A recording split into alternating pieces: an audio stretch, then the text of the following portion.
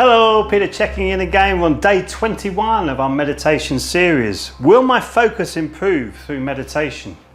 Yes, yes. That's one of the main reasons for meditating, is to actually start to focus the mind. The Buddhist monks call the mind the monkey mind. It just goes all over the place. And before the Greek period of the philosophers, our mind was considered that part of the five senses. So there was six senses, and it was, you know, the eye of Horus symbol. It's actually six senses there. So all the five senses and the mind. That's really important to really get in your head, because our ancestors understood the power of the mind, and to focus, to learn how to focus your mind with accuracy.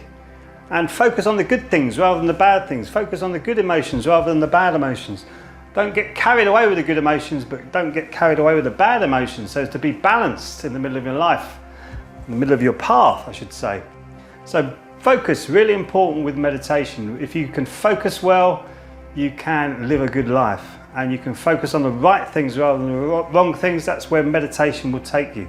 If you haven't tried it already, there's a 5 meditation technique webinar below. You just click the link. It's absolutely free. You can give that a go. Learn 5 different types of meditation. If you haven't tried it, try a Qigong class. Qigong class, very good for connecting your mind, your body and your breath all together.